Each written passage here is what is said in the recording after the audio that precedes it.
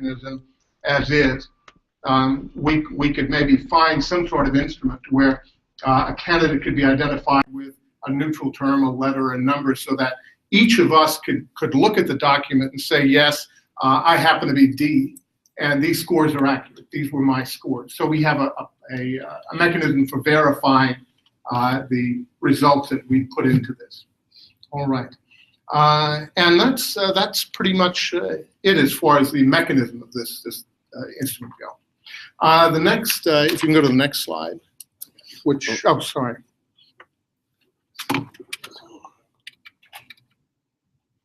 Oh, perfect. At what point do you want to take questions? Well, what I would recommend is this, and it'll be just a minute. I'm matching up the criteria with requirements and preferences in the document. Yeah, Oh, Dr. The reason I asked it because I had one page and you were something. Oh, here we go. Dr. Oh, Clark? sorry. Here we go. Sorry about I'm that. wondering where you were going. There we go. Sorry, Dr. Clark. So the next page up on the screen is simply the posting itself for the position. And you can see the requirements and preferences. I can't see them that well, but I know they're up there. My vision is not that good. And here I simply open them up, requirements and preferences. And then finally, the document that I would recommend that you work with is the table itself with criteria in which I've matched up each of the individual criteria with either a preference in the posting or a requirement. P1 is preference 1, R1 would be requirement 1. So now, I don't know, do we want to spend the time in going through that matchup? Or do you find that necessary? You would like to go through that? Oh, absolutely. Absolutely. Okay. There we go. So help me with this. We hopefully we'll have agreement as we go along. And I suppose from here we can have discussion about items, the criteria. So the first is vision, and looking at the second document I have in your packet, I put in your packet, there is consideration process, and in there it's stated, end of the second line, a description of your vision, et cetera, et cetera, et cetera. Well, I think we all know that it's critical that the candidate that's selected have a vision that's both suitable to Southern and also robust in terms of its promise for accomplishment. Vision, I simply tied that into letter of interest that's being requested in the posting. Yes, Dr. Torn. Yeah, when we talk about vision, are we looking at this both from a verbal or written or both standpoints? Are we going to ask for written statement on vision? Well, in fact, the posting does ask for that, and maybe I should read that. Well, I don't have it in front of me, so I'm trying to figure out how to be guided by this, and that's why I'm looking for the explanation. I see the correlation between page 1 and page 4. I'm assuming that's 4. Yes. So I was hoping that you would explain, because I see something that says letter of interest, and I know that's. Are you expecting that the letter of interest would include a visionary statement, or was there a separate request with respect to that? Well, if I can answer that this way, there's going to be a culling process that begins, as I understand it, with when we begin evaluating dossier. And there's also going to be a point at which we select individual candidates to be interviewed. And I was thinking that this instrument could be used for both. Now, to answer your question directly, and it was my understanding that when the applicant is writing the letter of interest, that she or he would respond to that particular point. Does the information we provide on the website explicitly spell that out? Individual candidate. Does it spell it out in terms of, does it state that a vision has to be included? Yeah. It does not.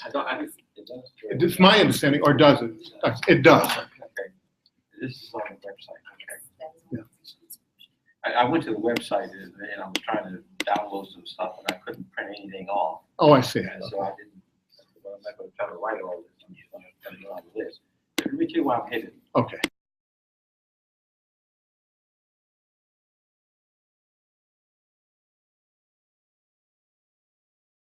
Information, and without prescription, we would run the gamut of someone sending in a packet that might be as few as 7 or 8 pages to as many as 80 pages. And I began to wonder if it is not valuable in some instances to prescribe a particular length, for a vision statement, a statement of no less than, 2 double-spaced pages or 5 or 4 or 3 or whatever, because some people will end up putting a book inside of this, and at some point you're thinking, well, this is a little bit much, but it tells you something about the person who would put a book in there too. And I didn't know if we wanted to consider any of that. I only raised the question. Share any preference for discussion purposes. The discussion is open. My view, having thought about it somewhat, was that the decision as to what to put into that letter of interest would tell us something about the candidate, though, and the importance that they put on this particular item of vision. And I understand that the letter of interest could be very brief, but to me, the way in which a candidate responds to that, maybe I'm off base on that, but the degree to which a candidate responds to that would tell us something about their quality as a candidate. I would say it's hard to restrict it at this point. We've already advertised for the roles. If we didn't specify that advertising that be limited to a certain page amount, I'm not sure how we would do it at this juncture. It's already out there. All right.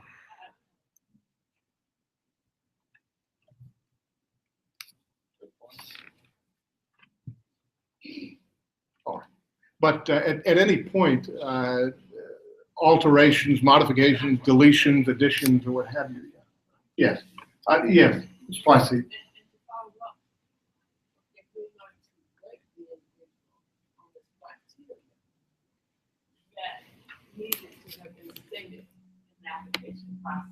Otherwise, we will be kind of making some assumptions about our personal assumptions as we go through what has been submitted by the candidate.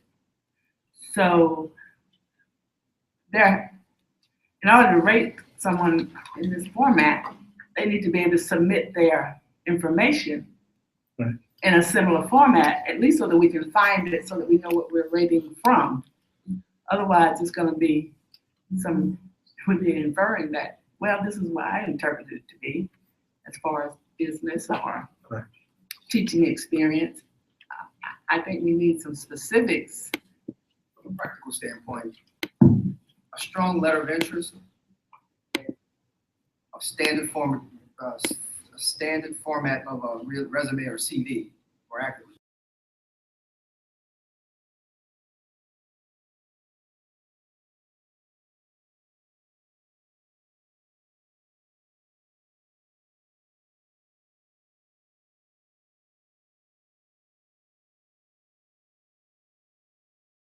Chancellor, hand was up before I.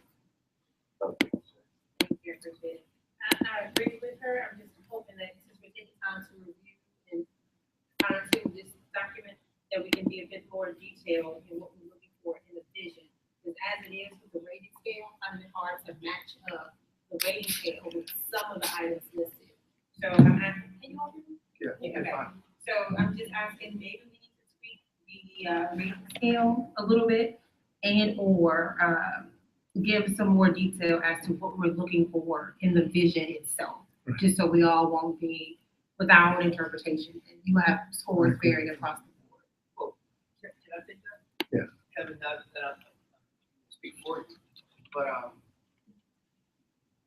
think what Dr. Miller's trying to kind of let us know too is that this isn't like a test.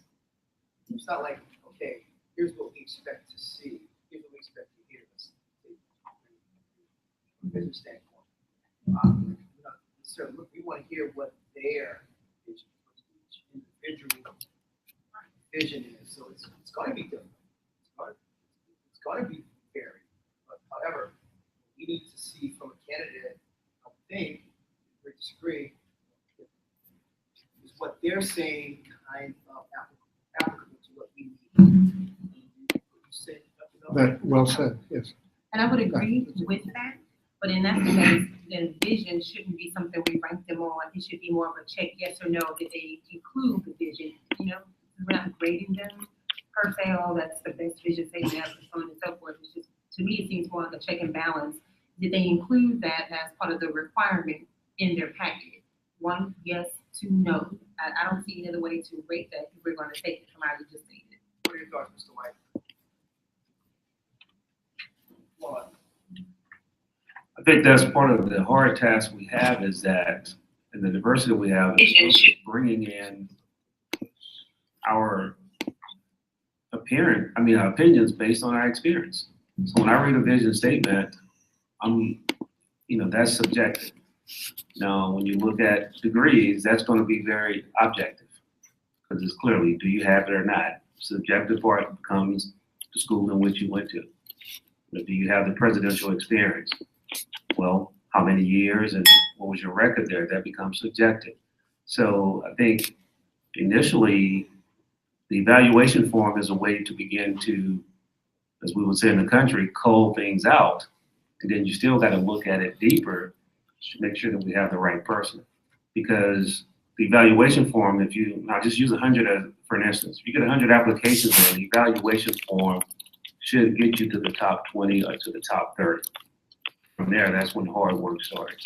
Because you're gonna have people submitting things that don't fit here. So as it relates to that, I'm okay with, as an individual member saying, vision is there and I rank it as this.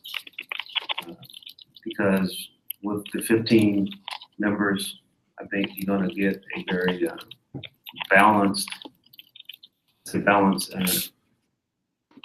ratio or the law of averages are gonna allow us to come back, the top candidates to come back to the top from that standpoint. If I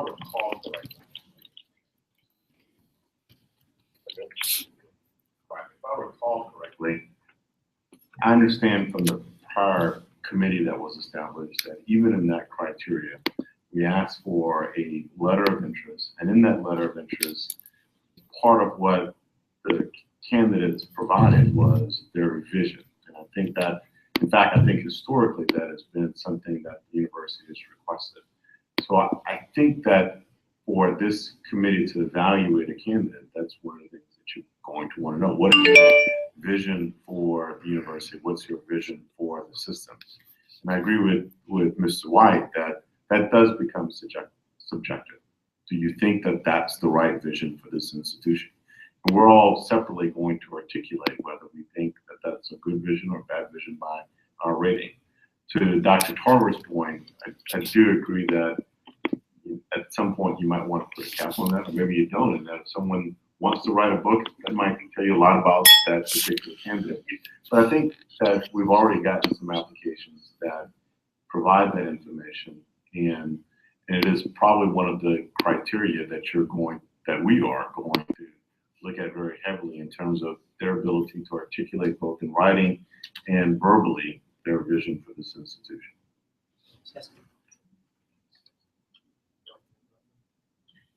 Oh, I'm sorry. I just had a question. Is there a Yes. real way to rank or assess something that's subjective? Because that's going to be subject to everybody's individual interpretation. So how do you really place that in a position where it can be ranked, according to, the subjectivity thereof? Because everyone here is different and we may judge their particular vision statement differently. So what is the criteria to rank something that's purely subjective? Well, it is a subjective judgment. And Mr. White, it is from my point of view, one of the most important criteria that we have to look at. And I suppose there's going to be some discussion of the dossier as we go along. And we're going to be, the question of vision certainly will come up in that discussion. Every applicant's going to have a different vision for the campus and the system. And I think it's a very important part of our job to evaluate in terms of how good a fit that is for who we are and where we are at this time. Yeah, I sort of subscribe to all of this, but let me tell you that our judgment of vision may be less the judgment of the person submitting it than those of us who are trying to determine what the fit will be. And so the subjectivity of this is not lost, because what you've got is the input of however many numbers of people on this committee putting some value on what it is that they read, or they interpret, or they come to understand. And I think that's a value, because part of the process is saying, well, here's a committee up here, and we're putting some value on the people selected who are serving in terms of what is supposed to be important. That's why we try to find the best group of people in the given circumstances we can put together to do this, and that's what we represent. So I'm not bothered at all by subjectivity. I think it's an important element of this. I should have qualified my very first comment with this observation. Keep in mind that we started out with X number of applications from the prior search that we didn't throw away. And in fact, the chairman, I believe, communicated with those people to see if they would be interested in continuing to participate. And when they applied, the job was only a president. Now it's changed immensely. We're talking about a president chancellor, and the configuration is very different.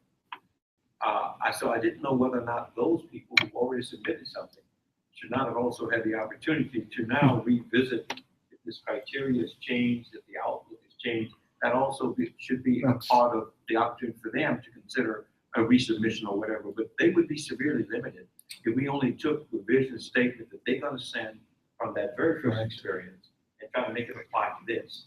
So in that regard, supposedly, when you talk about opening things up, we've already put something out there. It's up to us to clean it up, and then to get something back out there so that all applicants are equally given the same opportunity to comment, do whatever we've done. If there's a change in expectation, they already know that. Excellent.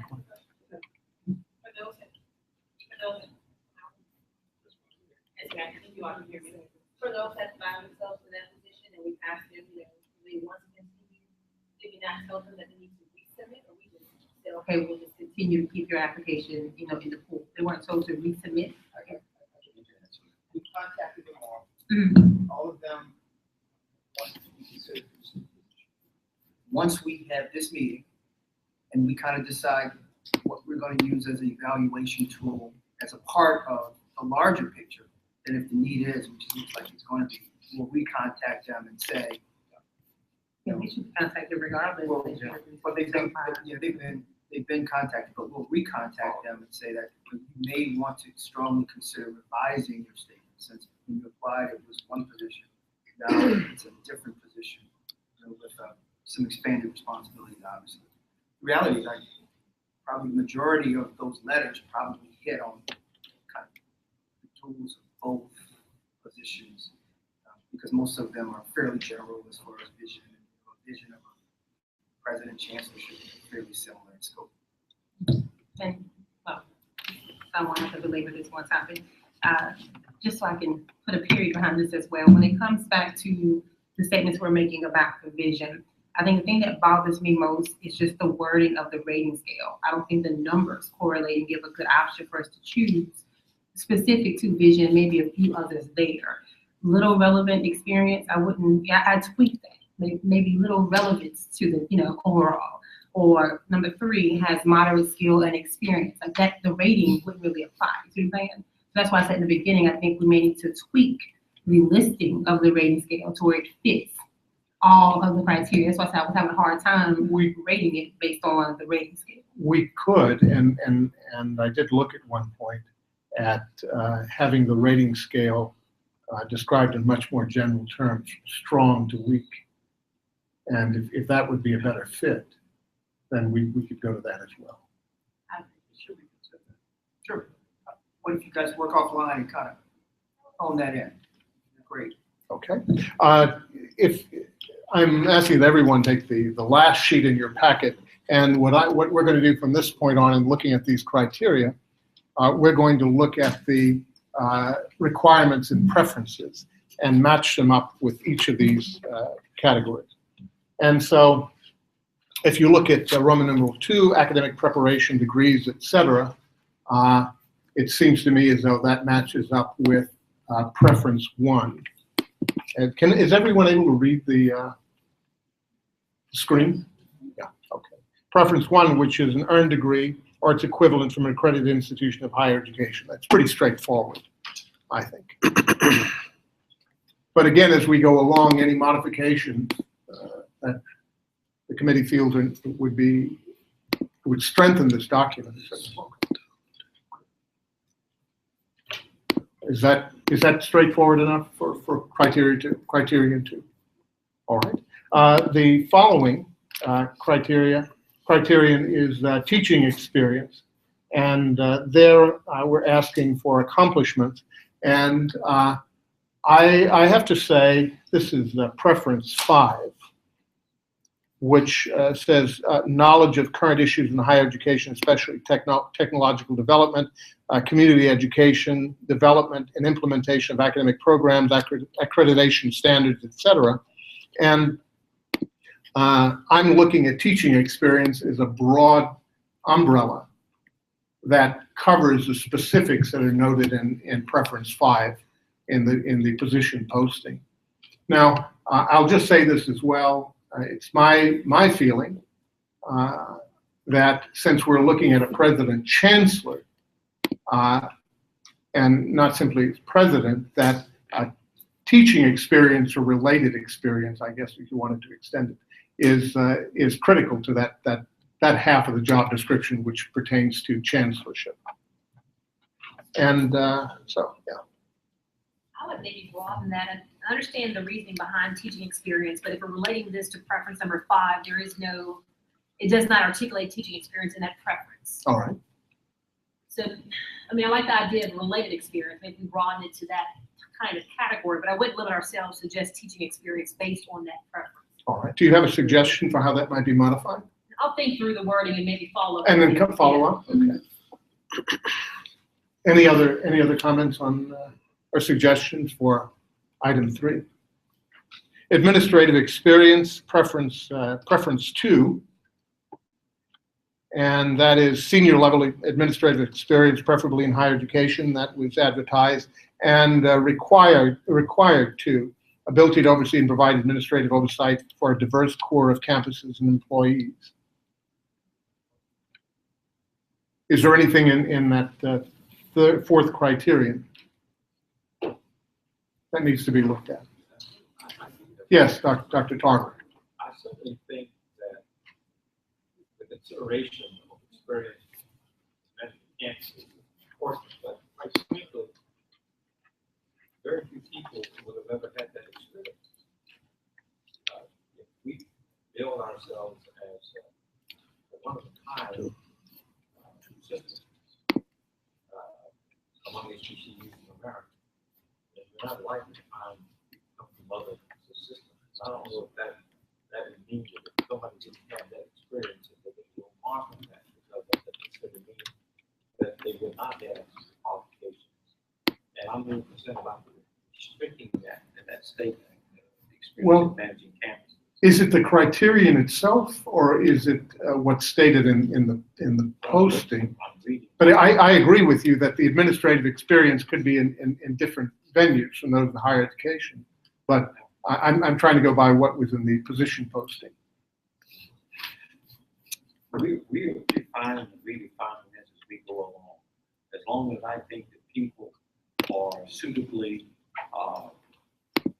alerted to that, informed of that. All right. So that when they're making decisions in this process, that they can have the availability of as much information we can provide, we should do that. All right. But I'm just worried about whether or not we cut somebody out of the picture, whether if we qualify just because they never had the experience of running 5 campuses. Right. I mean, who else would have had that experience?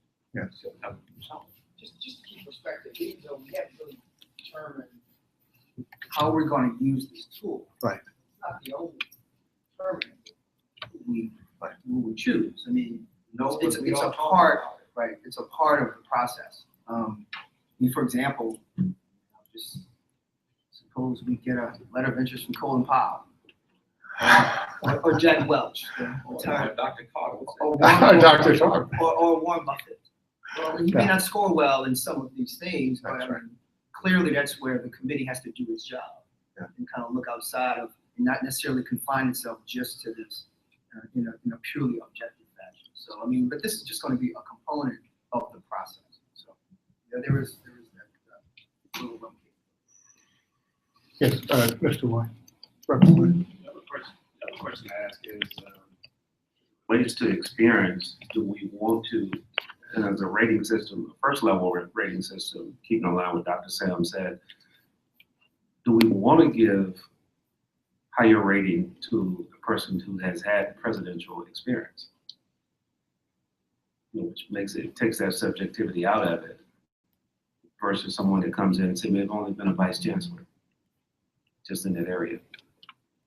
I don't know if you want to address that, but I think that's each of our individual preferences. I mean, there's no right or wrong. We all bring what we feel into this process.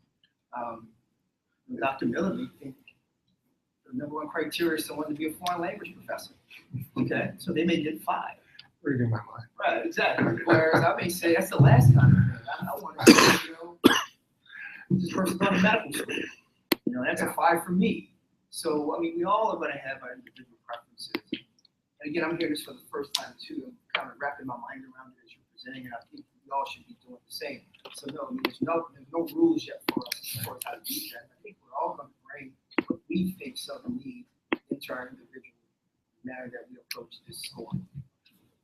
Dr. Sims, would you agree that once we agree to the instrument with the given criteria, that we should have a discussion about what each of these criteria mean, how we understand them? Go put the cup full of water, would you? Seems to me that this is what we're doing right now. Yeah, well, that's true too. Yeah, that's very true. That's very true. Yeah. Of what it is to support. I suppose. Yeah, I can tell right now, I'm just getting brainstorming here. I mean, the way I think this is just my opinion. The way I think this is best utilized, I suppose we get 20 candidates. The first step could be rate your top 5. Yeah. So you submit rankings on 5 candidates. And then boom, that's what it's 2 Yeah. And then we compile that. Yeah. And we see who we're working with. If we all rank 5 candidates, we may get 10 people in play that we all feel are pretty strong. Yeah. And so I mean, there's all kind of ways this can be utilized. So. To me, as you were saying earlier, it's not determinative. It's simply an instrument that opens up and gives clarity as to what each of the candidates is bringing forth when they submit their dossier.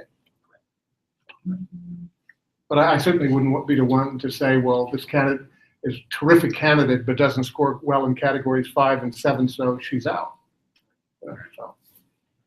The next is academic leadership experience, and those relate to a requirement 2, in my opinion, ability to oversee and provide administrative oversight to the diverse core of campuses and employees. Preference 5, which is knowledge of current issues in higher education, especially technological development, community education development, and implementation of academic programs and accreditation standards. And preference 6, which is dedication to the various missions of the system, et cetera. So I guess my question is that a good match? And is this a criterion that we should include? I'd say it goes back to the question on, I think Dr. Tarver brought it up, in terms of how we evaluate those candidates out of the box. And so certainly we're looking with folks that do have an academic experience, but if we're thinking out of the box and looking at business professionals, they would score low on this because they don't have that true, campus level experience. So maybe wording this as leadership in general versus academic and tying it to other preferences. But I just want to make sure that we're not exclusive. Well, We narrow it down to that. I would just say that, if you don't mind, whatever may be the potential merit of a candidate, the potential capability of a candidate in any given area, there are, in this scale, 13 different criteria. And it may, in my opinion, it may be quite possible that someone scores very highly very highly in certain areas and less so than others, maybe in part because they lack the experience. And I would go back, again, because we have a president chancellor that we're looking for, I would say that it's, from my perspective, it's very important that that person have some administrative, that's not going to be the end all, but to me that is a very important element, just as if we were looking at the administrative experience. And it could have been a Jack Welch, or it could have been a Leon Tarver, whomever else coming. That if they meet that criteria, they score very highly, from my point of view. So, just so I'm clear, we're gonna look at recording this, that's a bit broad. I'm sorry? So, am I understanding correctly, we're gonna go back and revisit that and reword it to where it is broad and isn't leaning more towards the academic? And the reason why I ask that is because there are other businesses that operate in a system manner. Take, for instance, healthcare system. I think it's FMOL. They have a system of campuses all over. And I think the same experience that a person would bring from managing a healthcare system could be applicable in this situation. But again, it has nothing to do with higher ed. So I'm in support of wording it where we all have the understanding that we're looking for a skill set, not 100% match. It's a skill set that's going to help us meet our goals and advance our ambitions and so on and so forth.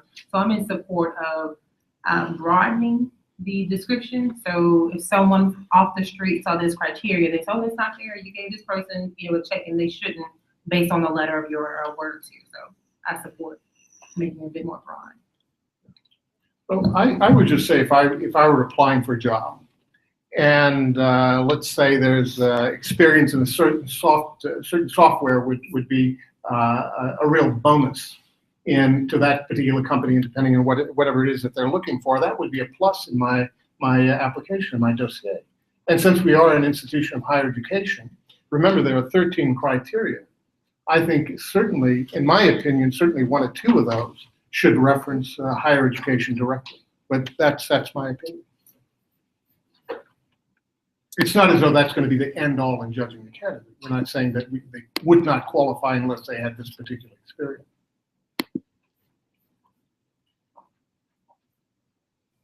Can we move on to 6, which is budget and fiscal experience, and that both of these comprehensive understanding of funding mechanism and B, prior utilization to promote financial stability and growth, parenthetically results, those both speak back to requirement 1, experience in successful budget management, etc.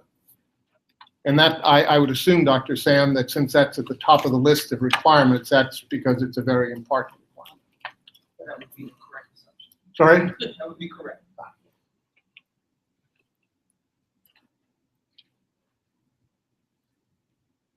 Any questions there, modifications? Well, and we can move on to item 7, which is experience with local and state politics. And there, I think it's accomplishments. If you can tell what exactly you've done, that's always very important. But that goes back to required 3 and 4, proven political astuteness, 5, excellent, well, 3 and 4, sorry, ability, though 5 might apply, ability to efficaciously procure resources for and increase funding base of the system and its institutions. And I think that from my point of view, that certainly is applicable to criterion 7, which is experience with local and state politics, certainly, in terms of where we are now. Any discussion on that one? Is that modified? Should it be included? Should I go on to criterion? Okay. 8, experience with institutional advancement, and here primarily referencing fundraising, and again, accomplishments, I would say, is very important there. And that goes back to preferred 7, which is evidence of success in development and implementation of areas of academics, facilities, strategic planning, demonstrated involvement with the community. The link there is not, maybe not as close as in some others, but certainly I think that criterion would be very important for us at this moment. Any discussion on item A? Public relations experience goes back, I'm sorry, we just did that one. Number 10, experience with student needs and concerns. And there I was looking at P3 and P4, personal qualities and outstanding integrity that inspire and motivate, etc. 4, commitment to working with a diverse constituency of the university system, etc. Should we include criterion 10? All right. I take that as a yes. Looking at 11, experience with faculty and staff needs and concerns. Preference 7, evidence of success in development and implementation of areas of academic facilities, strategic planning, et cetera. And I think that involves Ms. Jackson's staff as well as faculty and all other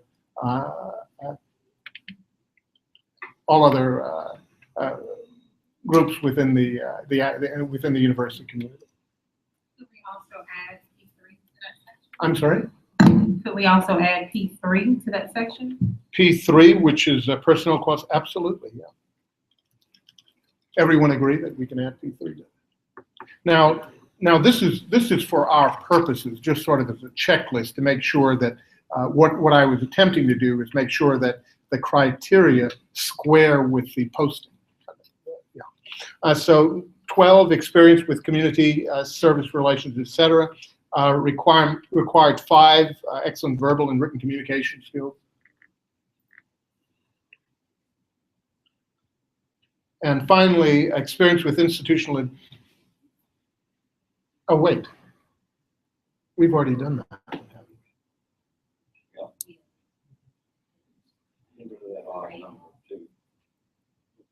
Yes, that's number 7. We already have that.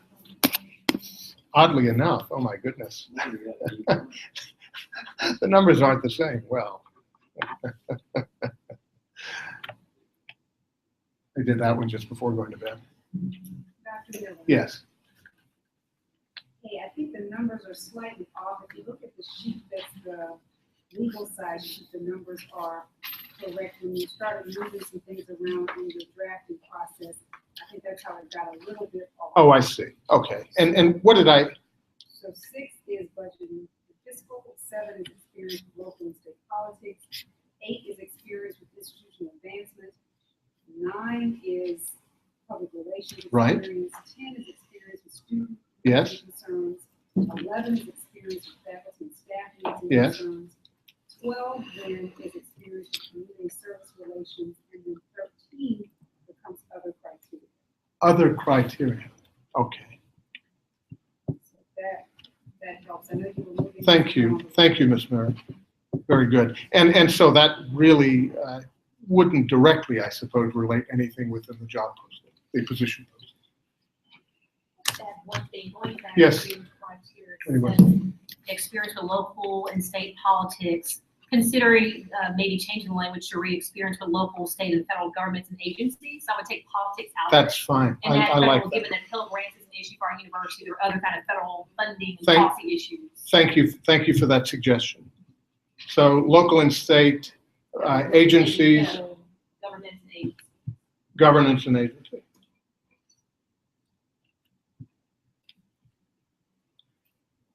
Do we go back to vision, or are we coming to agreement on that? We can talk about one. All right. Well, that pretty much concludes my Thank you question. so much. Obviously, a lot of work went into that, and it's going to be very helpful for us for infusing it into the process. Thank you again. Oh, you're quite welcome. Thank you again. Moving on to number 6, other business. Mr. Chairman, if I may take one personal privilege.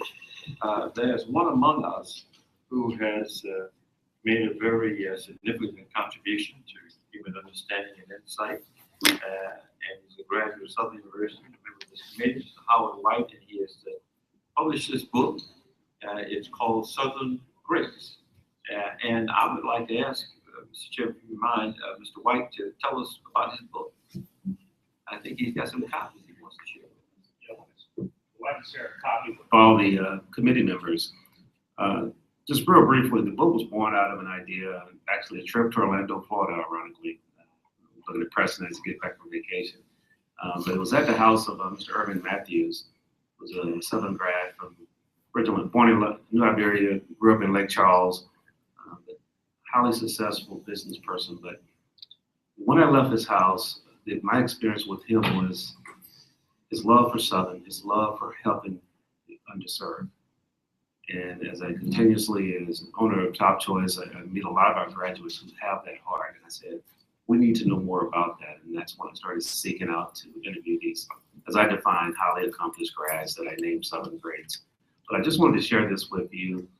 And we tried to chronicle not their accomplishments, but how did they get there, the love for Southern, as well as how too can others achieve what they have achieved if they would follow some of the simple principles and values and rules that they live and subscribe by. So hopefully you enjoyed it, and also it may help us understand the potential vision for Southern University because of some of the greats that have been have came across this campus. Thank you. So have a copy for all committee members if you would. Thank you so much. We'll let the youngest member pass on this. As far as other business, I have a question. oh, you have Jackson. You might have sent this out via email, so I apologize if I overlooked it, but what's the deadline for submitting an application? I'm just trying to update the Right. timeline. Great segue into what I'm gonna say. So it's May 6th. May 6th? Okay, and our next meeting is May 6th. scheduled for May 7th. Okay. That's not gonna give us enough time, to kind of really go over all of the candidates. So we're gonna push that May 7th meeting back a week or two. Just stay put for what that is. We'll probably hope everybody see what works best for everybody. Try to have that, week and a half after. So, okay with everybody? That'll be a big day for us. A big day. We've got to close the door on further submissions for candidacies, and then you have to kind of start the rating process. You know, it more than likely will. It more than likely will. That's why we try to stay on time in these preliminary meetings. Any other business? Chair, Chair, did we think of note for the minutes if we're not gonna take an action on number 2, and we're just gonna table it? Next discussion. Sure, that would be fine. Okay, can you, since we didn't vote, it's on the action items, we just probably need to. Table that. Okay. The rating system, should we get a more general system? Is that what we agree with? Well, there's some offline tweaking that needs to be done, and that's all. That's what we'll be able to, then we'll down. Before you leave that point, when is the deadline for finalizing it? What? Well, we have to have that for the most part ready for our next meeting. So we're probably approving it. But then you probably need to approve it pending any modifications for final review. So we need an internal deadline to submit it to you first, and on the chair. And then have it presented, in advance of the agenda for the upcoming meeting, give everybody a chance to look at it and give additional input. Make that motion to approve it, any modification. I'm making that motion. Let me get a second. Motion and a second. All in favor? Any opposition? Abstention. So would the expectation be at that meeting in May to have already completed that evaluation process for those candidates coming into the meeting? Yeah, okay, I just want to probably just clarify my motion. Okay, I think specifically that's what I'm looking for. So whenever we meet to make those minor tweaks, submit it to you and you set a real core deadline as to, follow things or what have you. That's my specific. There's nothing else? All Our meeting is adjourned.